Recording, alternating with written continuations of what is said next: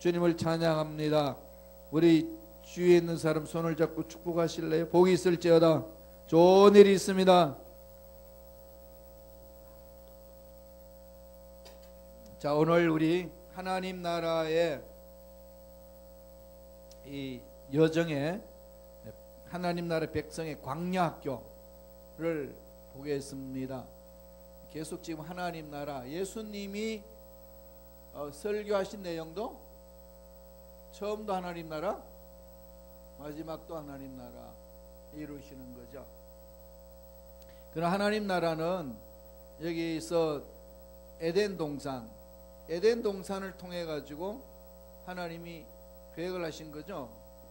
에덴 동산. 그래서 결국은 쭉 가서 진행하고 나서 이제는 여기에 천국, 새하늘과 새 땅을 계획을 해 주셨습니다. 이게 이제 창세기부터 요한계시록까지 흘러가는 흐름이잖아요. 그죠? 딱 여기 이제 중간에 이스라엘 백성들이 지금 해나가는 이 부분, 창세기부터 요한계시록까지 나타나는 이 부분에서 지금 지어나가는 모든 그 상황은 뭐가 되는 거죠? 광야가 되는 거죠. 이 광야는 광야 학교를 이제 가야 되는 건데, 이 부분이 지금 우리가 살고 있는 삶의 자리입니다. 이게 지금 삶의 자리는 하나님이 만드시고자 하시는 광야 학교. 광야 학교 특징이 뭘까요? 훈련, 그죠? 그러니까 에덴 동산에 여기서 이것이 계속 이어져 나가야 되는데 이어나가지 못하고 여기 와야 될 수 있는 이 부분들은 지금이 안 되니까 주님 십자가 사건을 통해서 지금도 진행해 나가는 건데, 예수님이 오시기 전에 주님이 해주신 것이, 아니 하나님 하신 것이, 이것에 뭘 해주죠? 애굽에서 벗어나는 거고, 이거는 어디서 벗어나는 거죠? 죄에서 해방. 죄에서 해방하는 십자가 사건이죠. 그 있기 이전에 출애굽. 그런 출애굽이 지금 주는 것은 죄에서 벗어나는 이 사건을 우리에게 설명을 해 줍니다. 그래서 지금 우리의 삶의 자리가 애굽에서 벗어나서 광야를 거쳐 살아가는 삶의 자리죠. 광야. 이게 그러니까 광야는 어떻게 되죠? 힘들죠. 어렵습니다. 예수 믿고 나서 주님이 오실 그 새 땅을 향하러 가기 전에는 이런 어려운 상황들이 이제 끊임없이 이제 펼쳐지는 거죠. 그래서 지금 우리는 늘 할 때는 광야 학교를 가는 거다. 이것은 광야 학교는 뭘 하는 거죠? 그릇 만들기, 훈련하는 거죠. 훈련을 받는 만큼 성숙한 자리에 이제 들어가는 거. 그러니까 하나님이 이스라엘 백성들을 애굽에서 벗어나게 하는, 애굽에서 넣었다가 애굽에서 벗어나서 다음에 하나님이 지시하는 가나안 땅으로 이제 가게 하라는 거죠. 그러니까 출애굽에서 이 사람들이 갈 수 있는 이 자리는 이제 가나안으로, 이제 약속의 땅, 이걸로 이제 가는 겁니다. 이 여정이 지금 쉽게 말하면 광야 학교다. 이 광야 학교가 크게 보면은 지금 우리 삶의 자리가 하나의 광야 학교가 된다. 그래서 이 광야 학교에서는 빨리 뭐 해야 되죠? 졸업을 하고 단계별로 올라가야 되는 거죠. 광야 학교를 한번 했다고 해서 끝나는 게 아니고 단계별로 가야 될 자리가 있습니다. 단계별로. 이걸 이제 우리가 끊임없이 훈련해 나가는 방법을 어떻게 하느냐? 성서를 통해서 하는 거죠. 하나님 말씀에 근거해서 나아가는 부분, 하나님 말씀이 자꾸 서는 부분들을 가는 거죠. 계속해서 하나님 말씀에 있어서 지금 내가 어디에 와 있는지를 보는 거. 이렇게 하지 아니하면 결코 이 광야학교에서 벗어날 수 있는 길이 아니라는 거죠. 자, 여러분 강의안을 보십시오. 거기 보면은 하나님 나라 백성의 광야학교 출애굽 여정을 봅니다. 이 출애굽 여정이 오늘 저와 여러분들이 삶을 살아가고 있는 자리입니다. 지금 8개로 뽑아있죠. 18개로 지금 되어 있습니다. 번호가 매겨져 있죠. 18개로 되어 있는 이 부분들을 쭉 보시면은 1번 라암셋 보세요. 라암셋. 이스라엘이 라암셋에서 이제 정착을 하는 거죠. 누구로 인해서 정착하죠? 요셉. 요셉이 국무총리를 되잖아요. 국무총리 되고 나서 하나님이 요셉을 통해서 야곱의 가족을 다 이민시키는 거죠. 애굽으로 이민을 해서 거기서 430년간 종노릇을 합니다. 430년간 종노릇하고 하나님이 모세를 통해서 이제는 나가라 해서 가나안 땅으로 가는 거죠.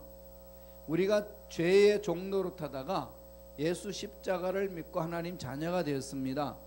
자녀가 되어가는 과정 속에 하나님이 이루시는 길이 있는 거죠. 그러니까 이스라엘 백성들이 애굽에서 가나안 땅으로 가는 중에 여러 사건이 있는데 정말 우리가 잊지 말아야 될 사건들 세 가지는 꼭 마음판에 새겨야 됩니다. 큰 사건이 있는 거죠. 자, 뒷장을 넘겨보세요. 뒷장을 넘겨보시면 이 페이지로 가면은 이 페이지 가게 되면은 거기에 1페이지에 있는 출애굽에 대한 모든 여정을 2페이지에 조금 더 현대인들이 현대의 우리 나라를 기록해 가지고 지금 위치가 어딘지를 표시해 놨습니다. 한번 보고 갈까요? 이집트가 있고 그 다음에 홍해가 있고 지중해 있고 터키, 제일 위엔 터키 있고 터키에서 보죠. 다소. 그 다음에 하란 하면 어디 생각나나요? 아브라함이 오다 가나안 땅으로 가라로 가니까 하란에 잠깐 쉬지요. 하란 땅에 있고 거기에서 이제 쭉 거쳐서 나오는데 그게 지금 말하면은 이제 시리아 한참 지금 싸우고 있는 그 상황들 그 시리아 땅에 있고 그 시리아 안에 다마스커스 보이나요? 다마스커스 이게 다메섹 누가 뒤집어진 사건이죠? 사도 바울이 그리스도 예수 믿는 사람을 잡아서 죽이려고 가다가 거기서 다메섹 오늘날 말은 다마스커스 거기서 회심 사건이 있습니다. 그리고 레바논의 지역과요. 레바논을 여러분 잊지 말아야 될 것은 레바논 나라는 옛날에 거기 시돈과 두로가 있어요.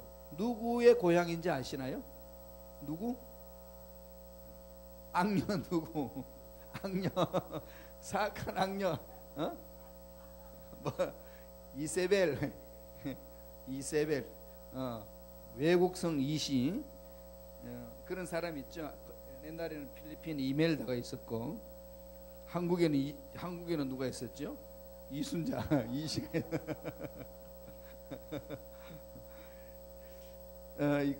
이세벨이 있는데 이세벨이 시돈의 공주잖아요. 시돈 두로 이게 레바논인데 농경 문화예요. 농경 문화.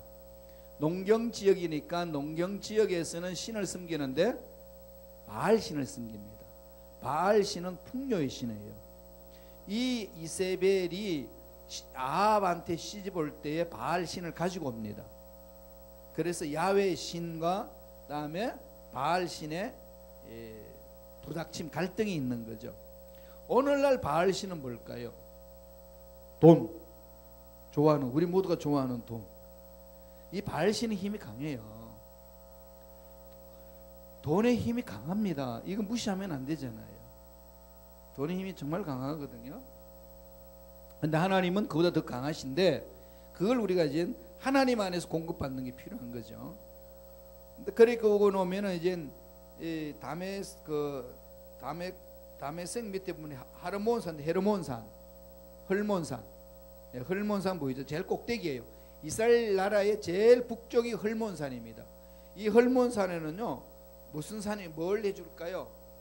거기에서 이슬이 내려가지고 거기에 수분이 돼서 물을 내려줍니다. 그러니까 이스라엘 나라의 물줄기예요. 그럼 여기 지금 누가 주둔해 있는지 아시나요? 유엔이 주둔해가지고 이 물줄기를 아랍 것도 아니고 이스라엘 것도 아니고 서로 공유할 수 있도록 만들었습니다. 딱 지키고 있어요. 그리고 그 밑에가 이제 단 지파예요. 단 지파. 그리고 갈멜산에 하나 있지요. 갈멜산은 누가 싸움했던 거죠? 갈멜산 누구? 이사야예요? 이사야에서 나오나? 역대상에 나오는데 누구죠? 엘리야가 이세벨이 길르던 바알 신과 아세라 신 850명과 싸움을 갖는 것이 갈멜산. 나사렛은 누구 동네죠? 예수님 고향. 예수님의 고향. 그 다음 내려오면 욥바 있죠. 왼쪽 욥바가 생각나죠? 요나. 그렇지. 요나가 이 여리고 어디로 가라고 그랬죠? 다시스로 가려고 도망갔지요. 욥바 배를 타고 다시스로 도망가는데 배를 탔잖아요. 그런데 하나님이 어디로 가라고 그랬죠? 니느웨 그죠? 아수르의 수도 니느웨로 가라고 그랬는데 욥바에 배 타고 갔던 거죠. 그 다음에 나사렛이 있고 예루살렘 있고 여리고 있고 요 부분이고, 제일 밑에 거기 보면은 이 가자 지역에 있는데 그 팔레스타인 지역이죠. 그 지역이다. 그 팔레스타인 지역인데 거기에 이제 블레셋들이 이제 한창 있었죠. 거기에 가데스 바네아가 옵니다. 가데스 바네아가 여러 사건이 있어요. 무슨 사건이죠? 이스라엘 백성들이 람세스에서 나와가지고 제일 밑에 쭉 내려와서 시내산에서 말씀을 받고 가데스 바네아까지 와서 거기에서 무슨 일이 있었죠? 물이 나오는 머리바에서 물이 하나 물 나왔던 거고, 또 하나 뭐죠? 12명의 정탐꾼, 12명의 정탐꾼, 가나안을 들어가는 12명의 정탐꾼인데 그냥 가나안 들어가면 되는데 하나님한테 부탁을 해요. 12명 우리 정탐을 좀 하고 올 수 있도록. 그게 뭘까요? 믿음이 없는 자세잖아요. 믿고 들어가면 되는데 의심하는 거죠. 혹시 한번 살펴보지. 갔다 왔더니 하나님 허락해 주니까 그네들이 10명이 그냥 반대를 합니다. 2명만 찬성하죠. 여호수아와 갈렙이오에. 그럼 하나님이 40일 동안에 너희들이 정탐해가지고 돌아와서 그 부정적으로 보고했기 때문에 하루를 1년으로 계산해서 40년간 강렬, 정격히 말하면 38년간이죠. 가데스 바네아까지 2년 만에 왔으니까, 돌다가 말대로. 아니야, 처음에는 그렇게 오지 않았고 거기에서 되돌려 보내는 거죠. 그렇게 해서 40년간을 광야에서 헤매게 합니다. 이게 지금 무슨 결과죠? 하나님의 말씀에 순종치 아니할 때 저와 여러분 인생도 그냥 들어가면 되는 길을 다시 훈련시킨다. 이게 무슨 훈련이죠? 광야 학교에서의 훈련입니다. 거기에서 관문이 있거든요. 가데스 바네아에서 믿고 들어가면 되는데 그 훈련 테스트에서 떨어졌어요. 그리고 다시 이제 나아가는 거죠. 이 훈련하는 것이 이제 우리 삶에 필요한 부분들입니다. 그리고 오른쪽에 보세요. 오른쪽에 보면은 암몬과 모압이 나오죠. 자, 암몬, 요르단 지역에 암몬, 모압, 에돔이 나오는데 이 암몬과 모압은 누구의 후손이죠? 롯의 두 딸, 그냥 아들도 아니고 손자도 아닌 아주 이상야릇한 족보를 가진 자녀죠. 두 딸과 에 의해서 나타난 자녀들입니다. 모압과 암몬, 요르단. 지금 요르단 있잖아요. 그 후손들이에요. 여기 기름 많이 나는데. 그 다음에 그 밑에 에돔 있죠. 에돔은 누구 후손이죠? 에서.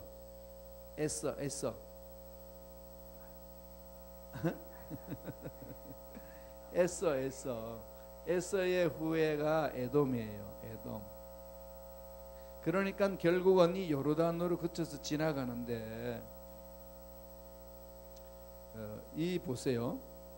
제일 오른쪽 고센 지방의 왼쪽에 보세요. 그 이집트에 람세스에서 나와서 거기 에담에 와가지고 그 홍해 있는데 거기서 건너서 갑니다. 홍해를 건너서 가는데 마라, 엘림. 마라는 뭐죠? 쓴물. 엘림은 뭐죠? 오아시스. 물이 나왔죠. 단물이 나왔죠. 너비딤, 반석에서 물이 없어서 반석에서 물을 줬어요. 시내산은 뭐 하는 곳이죠? 말씀을 받았죠. 그래서 가데스 바네에 갑니다. 그렇게 와가지고 다시금 이 머리바에서 물 나왔고 르비딤에서 하나님 앞에 다시금 마음을 정돈하고 보살피시는 그 은혜를 체험을 한 거죠. 다음에 머리바에서 물을 받고 페트라, 그렇게 해서 쭉 가가지고 올라가서 여리고로 이제 글로 들어가는 거죠. 그러니까 요단에서 여리고로 해서 여리고성을 들어가죠. 원래는 가데스 바네아에서 들어가야 돼요. 가데스 바네아에서 들어가야 되는데 그게 이제 그렇죠. 턴해가지고 요르단 동쪽으로 이제 이스라엘 동편에서 요르단을 거쳐서 지나가는 거죠. 그래가지고 요단강을 건너서 여리고로 넘어가는 거죠. 홍해를 건너는 사건과 요단을 건너는 사건 두 번 있습니다. 물 건너기가. 그걸 뭐라고 이야기하죠? 홍해를 건너는 것을 예수 믿는 사건, 다음 요단을 건너는 것을 성숙한 사건, 내 십자가에서 내 자신이 죽는 것, 이렇게 해서 되어 있습니다. 지금 이 현대의 나라들과 옛날에 지명들 이름을 섞어서 했는데 지금도 그대로 지명을 가지고 써요. 지금 그대로 이 지역에 이렇게 구성이 되어 있습니다. 그런 다음에 헐몬산이 있고 그 다음에 가데스 바네아 있잖아요. 고선이 있죠. 그걸 끊으면 돼요. 이스라엘 나라가 살 수 있는 지역은 헐몬산 아래에서 가데스 바네아까지입니다. 단 헐몬산 밑에 가고 단이거든요. 단 지파 위에 그게 갈릴리 호수가 바로 위에 그 조그마한 점 같은 동그라미 있죠. 그게 갈릴리 호수인데 밑에는 사해바다고 단이에요. 그래서 단은 가데스 바네아에서 단에서 가데스 바네아 여기까지가 지금 이스라엘 백성들이 살 수 있는 지역이에요. 그 밑에는 남쪽은 광야고 남쪽은 사막지대고 그다음에 북쪽은 산간지대이기 때문에 그 지역에 내에서 이스라엘 백성들이 나오는 거죠. 그래서 단과 가데스 바네와 단까지 이러면은 이스라엘 전체를 말하는 겁니다. 이렇게 해서 이제 하나님이 하나님의 백성으로 만들어가는 훈련을 해요. 저와 여러분도 예수 그리스도를 믿고 하나님의 광야 학교에서 훈련을 시키는 거죠. 이 훈련 시킬 때 하나님이 주신 게 있어요. 뒷장 넘겨보세요. 3페이지로 갑니다. 제일 첫 번째 무엇으로 인도하시죠? 그러죠. 구름기둥과 불기둥으로 우리를 인도하는 거죠. 이스라엘 백성들을 이끈 방법을 한번 보죠. 출애굽기 13장 20절과 22절 다 같이 읽습니다. 시작. 그들이 숲곳을 떠나서 광야 끝 에담의 장막을 치니 야훼께서 그들 앞에서 가시며 낮에는 구름 기둥으로 그들의 길을 인도하시고 밤에는 불 기둥으로 그들에게 비추사 낮이나 밤이나 진행하게 하시니 낮에는 구름 기둥 밤에는 불 기둥이 백성 앞에서 떠나지 아니하니라. 그러나 이스라엘 백성들 이끌어가는 그 하나님의 인도 방법은 구름 기둥 불 기둥. 구름 기둥 불 기둥은 안내자죠. 오늘 말하면 내비게이션 같은 차를 몰고 갈 때 우리 길을 안내해 주는 내비게이션 같은 건데 그것만 있는 게 아니고 구름 기둥과 불 기둥에는 이스라엘 백성들을 보호하는 거예요. 보호. 전번 말씀드렸듯이 구름은 하늘을 아열대성이기 때문에 차단해 줘서 낮에는 시원하게 만들고 밤에는 겨울처럼 추우니까 따뜻하게 만들어 줍니다. 그러니까 완전히 내추럴 에어 컨디션 히팅이죠. 자연 에어 컨디션과 자연 히팅을 틀어주는 겁니다. 하나님이. 그러니까 구름 기둥 불 기둥보다도 앞서도 안 돼요. 왜 그러죠? 타 죽든지 얼어 죽든지. 또 구름 기둥과 불 기둥보다도 뒤떨어져도 안 됩니다. 그런 늘 뭘 해야 되는 거죠? 구름 기둥과 불 기둥을 따라가야 되는 거죠. 이동하는 대로 가야 되는 겁니다. 이게 오늘날 우리에게는 뭐라고 그러죠? 성령을 인도하는 거예요. 성령을 따라 행하라. 성령을 따라 행하라. 기본적으로 우리에게 준 겁니다. 그래서 이 주는 의미가 뭐냐? 하나님이 불기둥과 구름 기둥이 주시는 표적의 의미는 뭘까? 첫째로 하나님이 자신이 임재한다는, 하나님 자신을 알리는 겁니다. 하나님이 계신다. 하나님이 계신다. 하나님이 너희들과 함께한다. 이 얘기예요. 출애굽기 13장 21절 한번 더 읽어보죠. 그게 다 같이 읽습니다. 야훼께서 그들 앞에서 가시며 낮에는 구름 기둥으로 그들의 길을 인도하시고 밤에는 불기둥을 그들에게 비추사 낮이나 밤이나 진행하게 하시니, 낮에는 구름 기둥으로 밤에는 불기둥으로, 이 말은 하나님이 함께 있는 것을 말씀하는 거죠. 이건 이스라엘 백성들이 이런 것을 체험하기 전에 모세가 먼저 하나님의 계시를 받죠. 그게 출애굽기 3장 14절에 있는 말씀 한번 읽어보실래요? 하나님이 모세에게 이르시되 나는 스스로 있는 자니라. 또 이르시되 너는 이스라엘 자손에게 이같이 이르기를 스스로 있는 자가 나를 너희에게 보내셨다 하라. 스스로 있는 자가 보내셨다. 하나님이 누군지를 하시는 거예요. 스스로 있는 자. 그러니까 히브리 스스로 있는 자, 그게 뭐죠? 야훼, 스스로 존재하는 자. 야훼, 이게 요드, 해, H, 해, 이 부분들이에요. 쉽게 말하면은 요드는 이제 윕실로니까 Y, H, 이건 야도 바보에 좀 길어요. W, H. 그러니까 하나 야훼라는 말이 야훼 뭐만 자음만 되어 있어요. 자음만. 이스라엘 백성들의 문자는 히브리 문자는 22개인데 22개는 자음만 이야기를 해요. 모음이 없어요. 그러니까 모음이 없으니까 이게 어떻게 읽어야 되겠어요? 여호와. 네, 그러니까 여기서 원래 이렇게 읽게 되니까 여호와 아니면 야훼. 읽는 방법이 어떻게 점을 찍느냐에 따라서는, 그래서 지금 후대에 이스라엘 자녀들이 이걸 글자를 못 읽으니까 모음을 만들었어요, 학자가. 그래서 아 그러면은 아는 여기서 이렇게 아는 이제 장모음 할 때는 아, 단모음은 아, 다음에 이거는 이, 에, 이거는 에, 세 개, 이거는 오, 이렇게 만들어 가지고 여기다 붙이는 거죠. 그러니까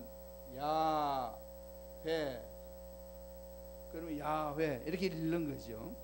이렇게 해서 지금 현대의 이 히브리 사람들을 자녀들이 교육시킬 때 만들고, 우리가 갖고 있는 히브리 성경에도 점찍기예요. 일명 파리 똥찍기 뭐 이러면서 그렇게 가르치는데, 원래 이스라엘 사람들이 이거 없어요.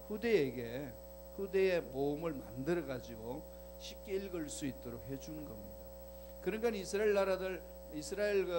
나라에서 TV에서 나오는 거 보면은 경찰들이라든지 이런 것만 기록돼 있죠. 그죠? 여기 이렇게 유대인들 해당에 가보세요. 모음 없어요. 모음 점 찍힌 거 하나도 없지요. 점 찍고 그런 것이 이제 모음을 만드는 건데, 그러니까 자문해 놨어요. 야훼라는 말은 스스로 계시는 분, 전능하신 분. 이걸 히브리 말로 아도나이. 아도나이는 우리의 주님, 우리의 주님이시다. 우리 인생의 주인이시다. 이거거든요. 그러니까 스스로 있는 자, 이 우주 만물을 다 스스로 있어서 다 창조하는 거죠. 그러니까 이걸 자연 세계에서 전부 제가 말씀드렸는데, 자연 세계 스스로 이렇게 존재해 주면서 빛을 막 내는 게 있잖아요. 태양은 자체적으로 융합이 되어서 막 핵폭탄을 같이 막 계속 불을 뿜어내는 거죠. 스스로. 해가 식으면 어떻게 될까요? 추운 게 아니라 죽어버려요. 다 얼어버려. 추운 정도가 아니고 얼어버려. 해가 조금 뒤로 떨어져도 추워서 난리 나죠. 이 시카고에. 그런데 해가 조금만 이렇게 지구로 가까이 와도 다 죽어요. 그죠? 그러죠. 그러니까 그래서 지금 이 해가 태양이 식는다.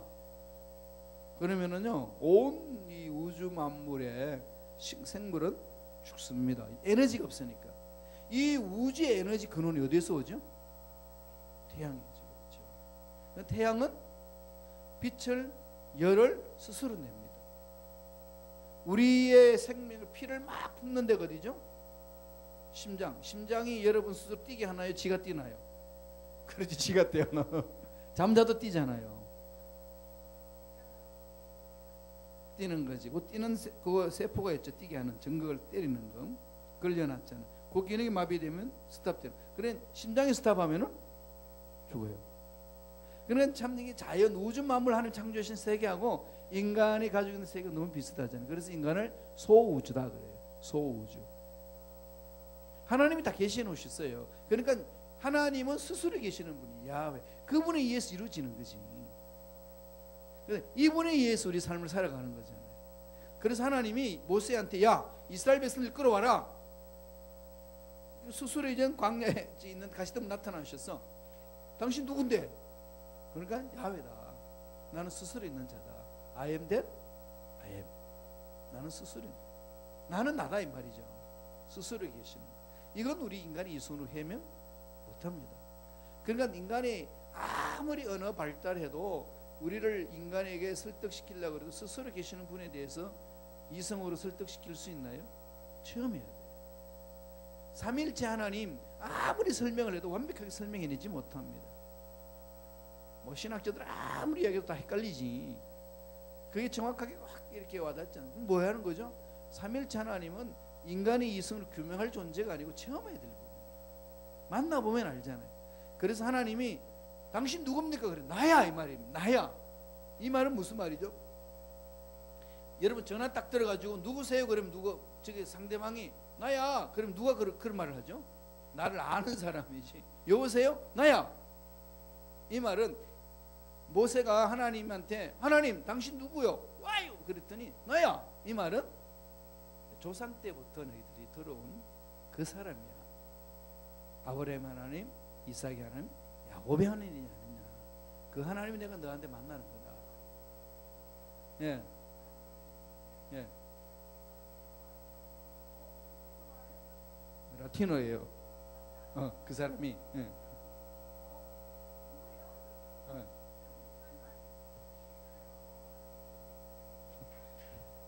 유식해졌어. 예.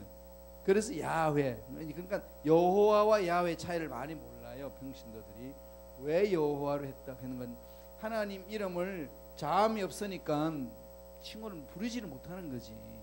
그래서 이게 읽어보니까 여호와. 그런데 그렇게 이제 배웠는데 가면서 살펴보니까 여호와가 아니라 야훼다.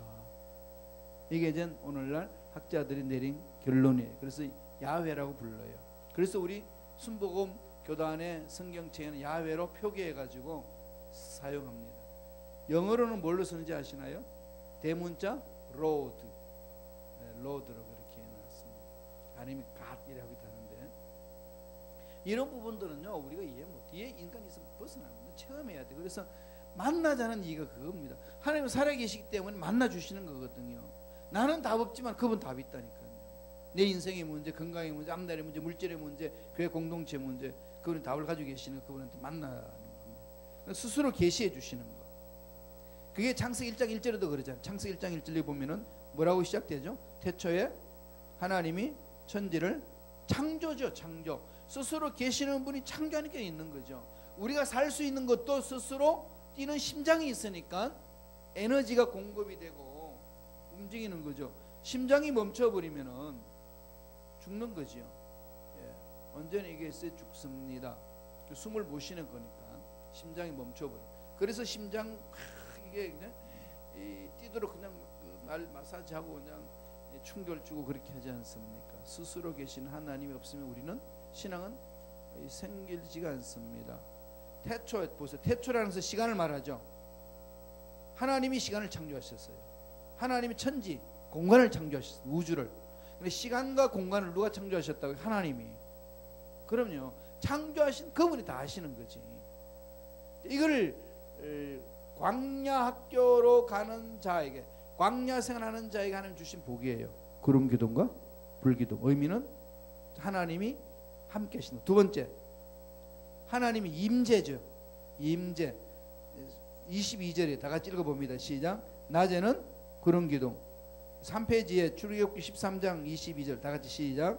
낮에는 구름 기둥, 밤에는 불 기둥이 백성 앞에서 떠나지 않아요. 임재하는 거. 하나님이 임재하는 거. 광야 학교 가는 데는 스스로 계시는 하나님이 함께 하시고 하나님이 우리와 임재해 주시는 거죠. 그걸 말합니다. 그러니까 불기둥이 없으면 하나님 임재가 떠나는 거잖아요. 오늘날은 성령이 없으면 교회 공동체는 하나님의 촛대를 옮기는 겁니다. 모두가 성령 안에 사로잡히는 거죠. 성령 인도를 받는 거죠. 그런 다음에 또 불기둥과 구름기둥 뭘로 의미하죠?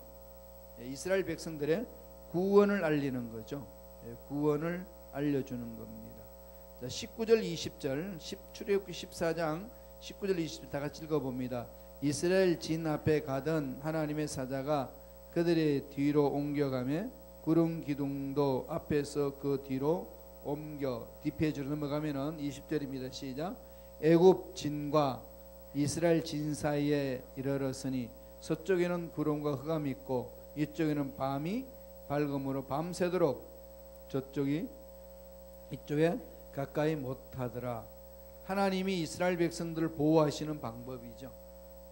하나님이 보호하시는 그 방법은 그렇게 이루어지는 겁니다. 홍해를 건너기 전에 하나님이 하신 거죠. 그러나 지금 애굽이 군사들이 광야를 거쳐서 홍해 앞에 놓여 있는 이스라엘 백성들을 잡으러 오는 거죠. 그러니까 그 자리에 중간에 하나님의 불기둥이 임하는 거죠. 저쪽은 깜깜하고 이쪽은 밝고. 그래서 홍해가 갈라지도록, 물이 갈라지도록 하기까지는 그 하나님의 보호가 그대로 쓰여 있는 거예요. 그러니까 감히 애국 군사가 그걸로 잡으러 들어오지는 못하는 거죠. 그래서 홍해가 다 갈라진 후에 이스라엘 백성들이 건넙니다. 건널 점에 뭐죠? 다 건널 점에 불기둥 올라가고 그래가지고 이스라엘 백성들 달려 들어올 때 물을 합치는 거죠. 그래서 다 잠수시키는 거죠. 그래서 이제 수장시키는 것. 이렇게 해서 나갔습니다. 그러나 구름 기둥과 불 기둥으로 우리를 인도하신다는. 그러니까 저와 여러분들이 광야 학교 때 늘 성령을 따라 행하라. 우리 주제처럼 오늘날 신약은 갈라디아서 5장 우리 나오는 이 18절에 16절에 있는 이 말씀 성령을 따라 행하라. 성령을 따라 516이죠. 성령을 따라 행하는 것. 바로 불 기둥과 구름 기둥을 가야 된다. 다음에 그 다음에 또 하나 주신 게 뭐죠?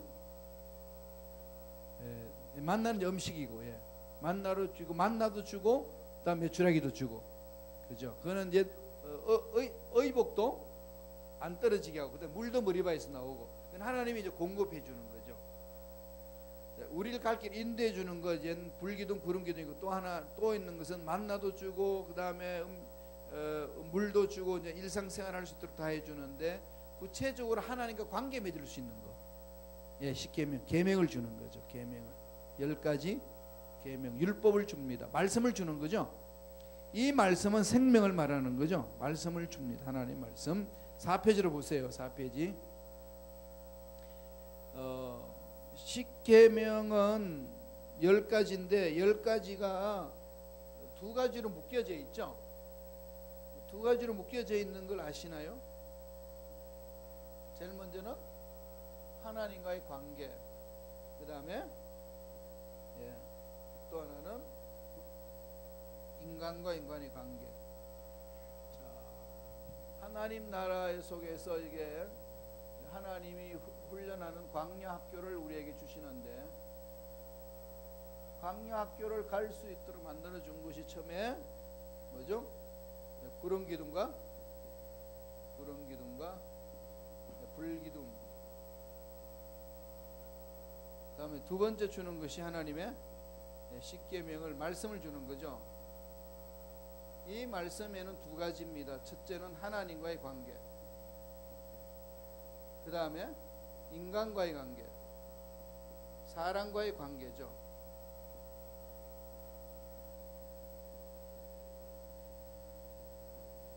자, 1계명에서 4계명까지는 하나님과의 관계. 처음에 뭐죠? 나 외에는 다른 신을 두지 마라. 두 번째는 우상을 만들지 마라. 세 번째로는 내 이름을 망령되이 걸지 말라. 네 번째로는 안식일을 거룩히 하라. 하나님과의 관계죠. 그리고 나서 다섯 번째 뭘 말씀하죠? 부모를 공경하라.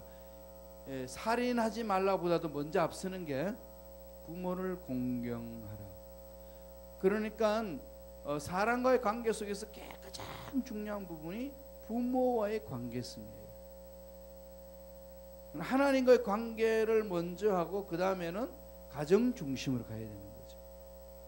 가정 중심으로 가야 됩니다. 오늘 우리 목회자들이 늘 고민하고 고통스러워하는 것이 그 부분이죠. 전번에도 원로 목사님하고 이야기 쭉 나누는데 목회하면서 제일 후회됐던 게 뭐냐 그랬더니 자녀들과의 관계에 대해서 소홀히 했던 거. 이 부분들이 가장 내 인생에서 후회된다. 조영희 목사님도 늘 그 말씀을 해요. 옥하는 목사님도 자녀들과 관계 못해서 그 아들을 제자 훈련시키지 제대로 내가 못한 게 내 인생의 가장 후회다. 근데 그게 참 그게요 쉽지 않습니다. 사무엘도 나중에 지 아들을 훈련 제대로 못 시켰고 엘리 제사장도 두 아들 그냥 다 엉망으로 해놨고 하나님께 집중하는 부분만큼 자녀들에게 대해서 관계를 맺으면서 가야 되는 부분인데 말은 잘해요 우리들이 목사님들. 그런데 그렇게 행동을 못해서 지금 이게 참 결단 문제예요. 교회 공동체에 헌신하다 보니까 가족은 소홀하게 되니까 가족 속에서 그 고통이 있고 우리 순교자 주기철 목사님 아드님이 장로님이잖아요 지금요.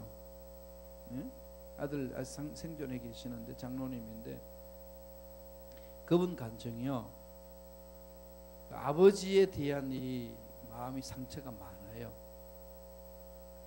순교자로 이렇게 참 위대한 종으로서 사람들로부터 추대받을는지는 몰라도 자기들한테는 좋지 않는 아버지 이게 머릿속에 깍 들어있으시다. 그러니까 엄마의 마음하고 또 아들의 마음은 또 다른 거지. 그런 부분이 있어. 그래서 부모를 공경. 그러니까 여러분 자녀들한테요 부모를 공경하도록 가르쳐야 돼요. 부모를 공격하는 게 아니고 공경하도록. 그래서 공부시킨 만큼 걔네들이 부모를 공경할 수 있도록 물질에 섬길 수 있도록 기도해야 되고 가르치고 자꾸 그렇게 해서 관계를 맺어가는 거예요. 그런 다음에 이제 살인하지 마라. 6계명이 7계명이 뭐죠? 간음하지 마라. 그렇죠? 8계명이 거짓말하지 마라. 그 다음에 9계명이 탐내지 마라. 도둑질하지 마라. 10계명이 이웃 것을 탐내지 마라. 이렇게 해서 이제 쭉 내려가잖아요. 그 나열별로. 거기서 이제 하나님과의 관계는 1계명과 4계명이고 사람과의 관계는 5계명과 10계명인데요. 이건 뭘 말하죠? 하나님과의 사랑, 사람과의 사랑이죠. 그러니까 사랑 문제입니다. 그래서 주님이 3계명을 준다고 그랬죠. 너에게 3계명을 주니 서로 사랑하라. 마음을 다해 하나님께 사랑하고 두 번째는 서로 사랑하라 이거죠. 교회 공동체는 이 사랑 공동체로 끝나는 거예요. 이 훈련을 하는 거죠. 사랑 체험을 해야 되고 하나님과의 나와의 관계 사랑을 체험해야만이 그 다음에 그 사랑을 우리가 또다시 전해줄 수 있습니다. 10계명 10가지는요 이렇게 묶어요. 하나로 말하면 사랑. 하나님은 사랑이시라. 하나님을 사랑하고 이웃을 내 몸과 같이 사랑하고. 근데 10계명을 자꾸 이렇게 생각하는 게 힘든데 사랑은 뭐죠? 생명이잖아요. 살리는 거죠. 생명. 그래서 교회는요 살려주는 곳입니다. 교회는 죽음의 문화가 아니에요. 정죄 문화가 아닙니다. 교회는 살려주는 문화예요. 사랑으로 회복시키는 거죠. 사람을 훈련시키는 것은 사랑으로 훈련시키는 거고, 사람을 연단시키는 것은 칭찬으로 연단하는 거예요. 우리가 계속 하나님의 사랑을 체험할 수 있도록. 그러니까 저와 여러분들이 하나님의 뜨거운 사랑을 체험하고 나면 사랑의 힘 때문에 힘들고 어려운 세상을 이겨낼 수 있는 거지. 자녀들이 세상 나가서 힘있게 살 수 있는 것은 엄마 아빠의 사랑. 사랑이 있으나 기도하고 보살피는 것 아니겠어요? 그래서 사랑 체험, 하나님의 사랑 체험이 있어요. 그게 십계명이에요. 그걸 간단히 보고 넘어가죠. 이게 이제 광야학교에서 훈련받는 이스라엘 백성들이 받아야 될 자세예요. 처음에는 십계명을 줬습니다. 처음 십계명 받으러 갔더니 시내산에 다 아시다시피 40일만 내려오니까 뭐가 있죠? 우상을 만들고 난리를 치는 거죠. 그걸 십계명 어떻게 하나요? 집어 던집니다. 집어 던져가지고 하나님 심판하죠. 그 십계명이 없어졌어요. 어떻게 하죠? 하나님이 뭐라고 그럽니까? 돌판을 만들어서 가져와라. 내가 새겨 줄게. 그리고 두 번째, 그게 이제 새로 만든 두 돌판입니다. 그게 출애굽기 34장에 나와요. 다 같이 한번 천천히 읽어보겠습니다. 시작. 야훼께서 모세에게 이르시되 너는 돌판 둘을 처음 것과 같이 다듬어 만들라. 내가 깨뜨린 처음 판에 있던 말을 내가 그 판에 쓰리니 아침까지 준비하고 아침에 시내산에 올라와 산 꼭대기에서 내게 보이되 아무도 너와 함께 오르지 말며 온 산에도 아무도 나타나지 못하게 하고 양과 소도 산 앞에서 먹지 못하게 하라. 모세가 돌판 둘을 처음 것과 같이 깎아 만들고 아침에 일찍 일어나 그 두 돌판을 손에 들고 야훼 명령대로 시내산에 올라가니. 십계명을 다시 이제 받는 건데, 거룩한 하나님이시니까 이 죄가 있는 존재는 거룩한 하나님 나타나면 다 죽어버리니까 피하라는 겁니다. 오지 말라는 거죠. 거룩성이 있는 거죠. 그래서 지금 아침 일찍 하잖아요. 새벽 예배를 드려야 되는 이유가 여기 있어요. 하나님이 역사는 늘 아침 일찍 새벽에 일어나잖아요. 새벽 예배 나와서 부르시는 건 은혜 중에 은혜예요. 여기 계시는 분 다 새벽 예배 나오시는 분이니까 하나님 은혜 안에서 이제 살아가는 삶 아니겠습니까? 그 부분에 두 돌판을 들어. 그 십계명을 주는데 이 십계명 속에서 주는 것은 뭐라고요? 하나님 말씀이에요. 하나님 말씀의 핵심은 뭘로 결론 내리죠? 사랑. 말씀에 순종하는 사람 사랑을 체험하는 거죠. 사랑. 그 다음에 그 속에서 하나님이 계시 이것을 주시는 것은 뭘까요? 십계명이 주는 것은 하나님이 자기 계시를 하시는 거죠. 하나님이 나타나는 겁니다. 하나님이 이제 늘 하나님 먼저 가르쳐 주는 거지 우리가 만드는 거 아니에요. 신앙생활은 하나님이 주신 약속의 말씀을 붙들고 가는 거지 내 생각을 부여잡고 가는 게 아니라는 거예요. 그럼 하나님의 말씀으로 자기 생각을 깨야 됩니다. 하나님의 말씀으로 내 생각을 깨지 아니하면은 결코 하나님이 원하시는 신앙인으로 쓸 수가 없는 거죠. 그래서 5페이지 넘어갑니다. 자, 그러니까 불기둥, 구름기둥은 이제 성령의 인도함이라고 그랬고, 그 다음에 이제 주시는 게 이제 계명인데, 계명은 10가지 중에 사랑으로 나타났다는 거. 그러면서 하나님이 새로운 언약을 여기서 이제 새 언약을 맺는 거죠. 새 언약을 생깁니다. 꼭 기억해야 될 것은 하나님이 늘 언약 속에서 일을 하신다는 거. 저와 여러분 언약을 붙들어야 된다는 거. 그래서 십계명을 자꾸 묵상하셔요. 십계명을 자꾸 묵상하고요. 계명을 완성한 것이 하나님의 사랑이지만은 그 사랑을 있게끔 했던 것은 말씀입니다. 말씀 안에 가는 거죠. 5페이지 가보세요. 다시 맺은 언약이죠. 새 언약을 맺습니다. 자, 출애굽기 34장 10절 한번 읽어볼래요? 다 같이 한 목소리 큰 소리 읽습니다. 시작. 야훼께서 10절 시작. 야훼께서 이르시되 보라 내가 언약을 세우나니 곧 내가 아직 온 땅 아무 국민에게도 행하지 아니한 이적을 너희 전체 백성 앞에 행할 것이라. 내가 머무는 나라 백성이 다 야훼 행하심을 보리니 내가 너를 위하여 행할 일이 두려운 것임이니라. 내가 언약을 세운다. 그게 무슨죠? 하나님 너희 전체 백성 앞에 행할 것이라. 그래서 야훼 행하심을 본다는 거죠. 하나님의 행하시는 것을 보고 순종해 나가는 것, 그 말씀입니다. 그게 뭘까요? 제일 먼저 주신 게 절기를, 언약인데 절기를 지키라는 거죠. 절기가 3대 절기 있습니다. 제일 먼저 뭐죠? 유월절, 두 번째 맥추절, 세 번째 수장절. 그거 보시죠. 하나님이 되는 것이 제일 먼저 해주는 것이 유월절. 유월절을 뭘로 또 표현하죠? 무교절. 그 다음에 무슨 있죠? 맥추절. 추수감사하는 거 맥추절. 이거를 가지고 뭐라고 이야기하죠? 칠칠절. 또 다른 말은 뭐죠? 오순절. 50일째 되는 거 오순절. 그 다음에 나온 게 뭐죠? 수장절. 수장절을 무슨 절기라고 그러죠? 장막절. 네. 또는 초막절. 이런 절기들은 같이 하는 건데 이스라엘 백성들이 가져야 될 세 번째 절기는 유월절, 맥추절, 수장절. 그래서 오늘날은 표현하기를 어떻게 이야기하죠? 유월절, 오순절, 장막절 뭐 등등 여러 가지로 나타나는 거죠. 같은 맥락 속에 있습니다. 자, 전번에 말씀드린 것처럼 유월절은 주님의 사역이 어떻게 된 거죠? 유월절 사건에 주님 뭘 하시죠? 십자가. 오순절은 뭐죠? 성령 강림. 수장절은 뭐가 될까요? 재림으로 이어질 거죠. 자, 이렇게 지금 절기가 일어난다는 거. 그래서 우리는 지금 예수 십자가를 믿고 성령 충만함을 갖고 기다리는 게 뭘까요? 주님의 재림을 기다린다. 언제 오실는지 모르는 그때를 기다리는 거죠. 그래서 주님 맞이할 준비를 하는 겁니다. 철저하게. 아무리 힘들고 어려워도 이걸 바라보고 달려가는 거죠.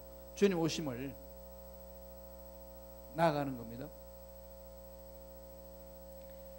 그 다음에 요걸 간단히 보시면 되고요. 그 다음에 넘기세요. 6페이지로. 6페이지로 주는 것이 무슨 의미인가 하면은 안식일을 지키라. 안식일의 의미는 뭐죠? 하나님과 쉼이죠. 교제입니다. 하나님과 교제하는 것. 우리 신앙생활의 힘은요, 하나님의 쉼이에요. 광야학교에서는요, 광야학교에서는 하나님 만나서 쉼을 가져야 됩니다. 하나님 만나서 쉼을. 그래서 늘 주님이 수고하고 무거운 짐진 자들아 다 내게로 오라, 내가 너희를 쉬게 하리라.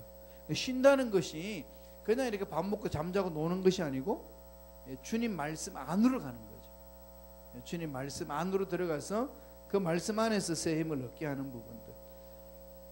오케이. 그렇게 하고 나서 세 번째 주신 게 뭘까요? 세 번째로 성막, 하나님 만나는 자리. 성막이에요. 성막. 이 부분들을 여러분 우리가 잘 좀 보셔야 되겠습니다. 요 성막은 잘 아니까 간단하게 하고 우리 마칠게요. 그러니까 십계명, 그 다음에 구름기둥, 그 다음에 성막. 세 번째로 이제 하나님이 이스라엘 백성들을 광야학교 지나면서 허락해 주신 것, 성막. 요 세 개는 잊지 말아야 돼요. 하나님과의 관계 속에서 일어나는 거거든요. 구름기둥과 불기둥, 그 다음에 또 하나는 뭐죠? 십계명, 그 다음에 성막. 이 성막을 간단히 보면은 하나님 만나는 자리잖아요. 여기가 동, 여기가 서, 여기가 부, 여기가 남.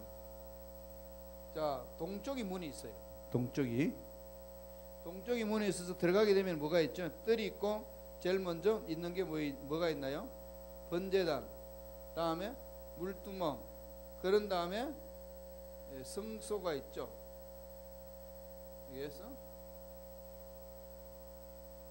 여기에서 성소가 있고, 여기는 뭐가 있죠? 지성소가 있죠. 그래서 들어가면은 이제 여기에는 이제 이거는 번제단은 뭘 말하죠? 번제단은요 바베큐 하는 데고, 여기는 물두멍 손 씻는 데고, 그다음 딱 가면 오른쪽에 뭐가 있죠? 떡상, 떡이 있고, 여기는 촛대, 여기는 향단 있고, 여기는 법궤가 있는 거죠. 지성소 법궤. 요것만 하시면 이제 하나님이, 이 성막은요 모세가 스스로 마련한 게 아니라 누가 가르쳐 주셨죠? 하나님. 예. 하나님과의 만나는 자리는 하나님 명령에 순종하는 겁니다. 한번 성경 읽어보고 가죠. 6페이지에 출애굽기 25장 8절 9절 전체 다 같이 한번 읽어볼까요? 같이 시작. 내가 그들 중에 거할 성소를 그들이 나를 위하여 짓되 무릇 내가 내게 보이는 모양대로 장막을 짓고 기구들도 그 모양을 따라 지을지니라. 구절이 중요하죠. 내가 내게 보이는 모양대로 장막. 하나님이 먼저 보여주시는 거지. 저와 여러분들이 신앙생활에 나갈 때 어떤 문제를 일어났을 때 하나님 보여주는 게 있습니다. 그걸 보는 거죠. 이걸 가지고 비전이라고 그러고 꿈이라고 그러고, 하나님 보여주는 것을 받는 거죠. 교회를 향하여서 기도할 때 하나님 보여주는 게 있고, 사업을 할 때 하나님 보여주는 게 있고, 가정을 향해서 보여주는 게 있습니다. 그게 어떻게 보여줄까요? 마음속에 그려주는 거죠. 마음속에 떠오르게 하고 마음속에 확신을 갖게 하고, 그 모든 근거는 어디에 있죠? 말씀의 근거에 있어서 그것을 보여준다는. 그러니까 지금 이 성막을 보면은 하나님 만나는 자리예요. 하나님 만나는 자리인데 세 가지로 돼 있죠. 어떻게 세 가지로 돼 있죠?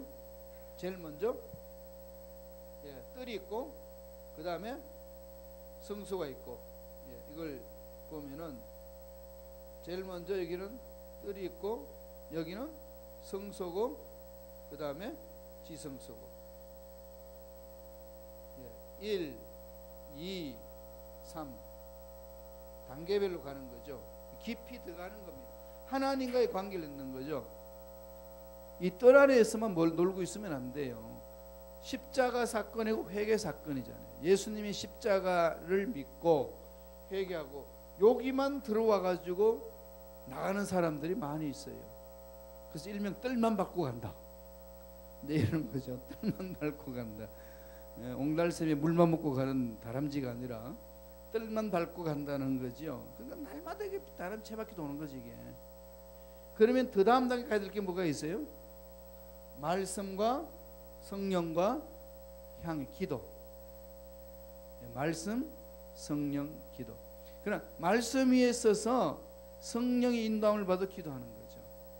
요 세 가지는요 너무 중요한 부분들이죠. 두 번째 단계. 그 다음에 이걸로 그쳐서는 안 돼. 그 다음에 뭘 되는 거죠? 지성소 법궤가 있는 그 안에 하나님이 임재하는 그 자리, 하나님의 신비를 체험하게 하는 자리, 하나님의 능력을 맛보는 자리, 우리 인생의 문제를 해결해 주시는 자리, 그까지 파고 들어가야 돼요. 그럼 기도하실 때에 두 가지 기도, 세 가지 기도가 있어요. 기도 내용. 첫째는 뭐죠? 주님이 가르쳐준 주기도문. 두 번째는 뭐죠? 전신갑주 입고 기도하는 거. 전신갑주 기도. 세 번째는 성막 기도. 간단하게 해주면 주기도문 다 알죠. 주님이 가르쳐준 기도는 날마다 외웁니다. 두 번째로는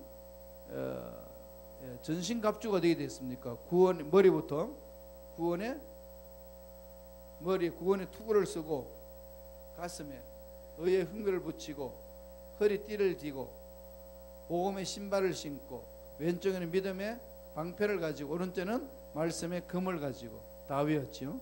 십자가 사건으로 외우시면은 전신갑주가 심플하게 나옵니다. 안 그러면 다 잊어먹어요.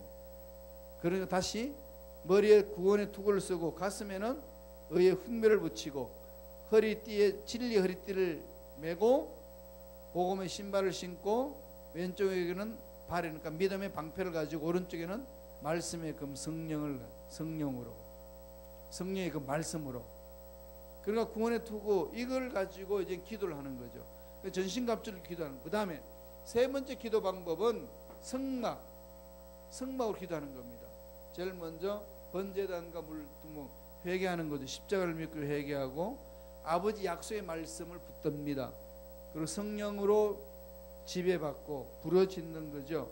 그리고 나서 하나님의 깊은 은혜 있는 시은좌 자리까지 들어가는 거죠. 그러니까 광야 학교에서 훈련받을 내용이에요. 이 세 가지는 열들이 찢어서는 안 돼요. 저와 여러분들이 구름 기둥 불 기둥이 그냥 있는 게 아니다. 십계명은 하나님 주신 말씀인데 사랑의 계명이고 약속의 말씀 붙들고 그 다음에 성막을 통해서 기도하며 나아가는 거다. 이게 하나님이 광야 학교를 거치는 하나님의 자녀들에게 주시는 은혜예요. 은혜. 자, 여러분 7페이지로 가죠. 마지막 페이지 보고 마치겠습니다. 7페이지. 성막에 가는 건데 하나님이 설계를 해 주신 거예요. 그렇게 해서 주신 것이 그 성막과 지파의 진영 위치 보세요. 제일 앞장 나가는 지파가 누구죠? 유다. 예.